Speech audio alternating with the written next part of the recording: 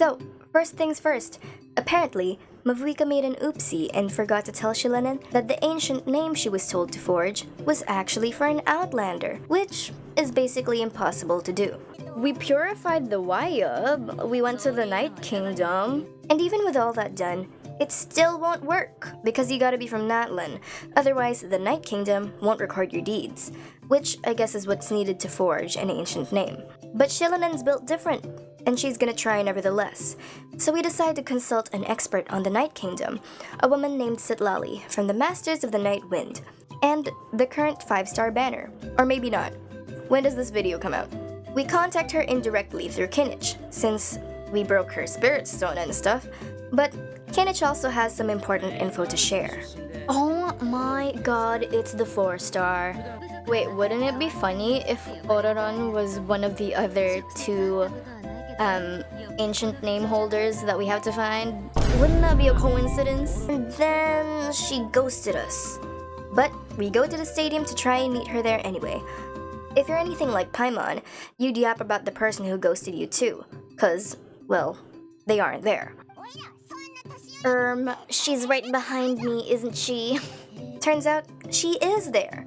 And despite being called Granny, she looks like a young woman. You've played this game before, you know the trope. Citlali then agrees to help us with her ancient name problem in exchange for helping her proving Ororon's innocence. Is this the first time a Genshin character's age has been confirmed? Or like an age range that's like not above 100? Okay, to this 20-something guy's house we go.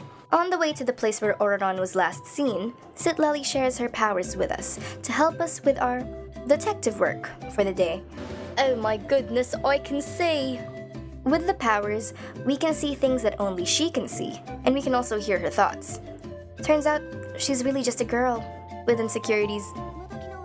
Let's teach her some kid slang. Repeat after me, Citlali.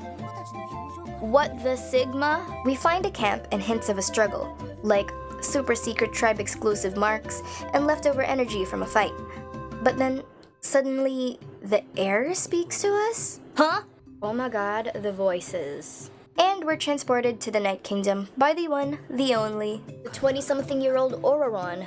And we're here in the Night Kingdom because Ororon's quote-unquote friend wanted to talk to us. The friend, of course, being the #1 Fatui Harbinger, Capitano, requesting to meet us in person.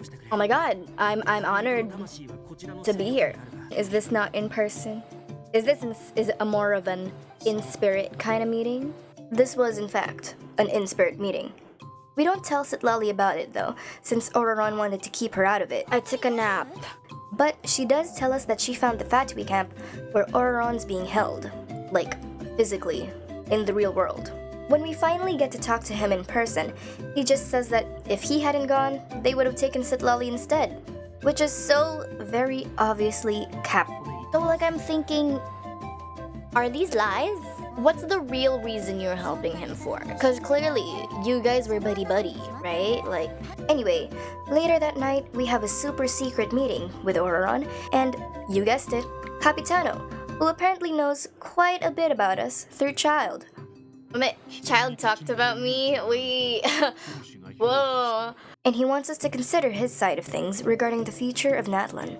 Correct me if I'm wrong, but his motives are kind of like Arlecchino's motives when we were in Fontaine, right? Or is this a Gojo Ghetto situation where it's like Capitano's like, oh no, exterminate all of this group, and Mavuika's like, no, we should raise the next generation of heroes and stuff, yeah?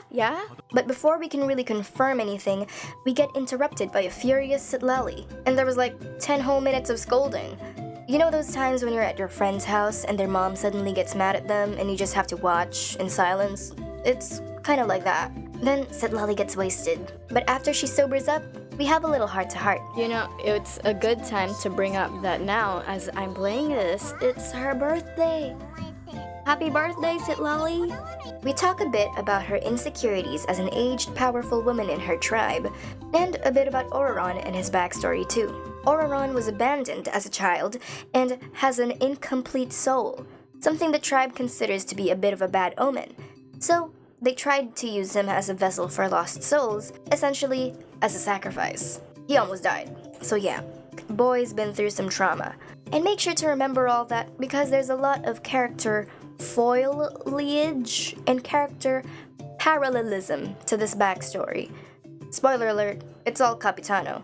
But we won't know about all that until next video, so stay tuned. You know what? She's really just a girl who cares about her family. I said hey, oh hey! What's going on? The next day, the Abyss is making another attack on the tribes. But before we can go and help, we have a chat with Mavuika. We kind of like, not that we went behind your back or anything, but like, you know. So yeah, we tell her about our brief meeting with the captain and Oraron.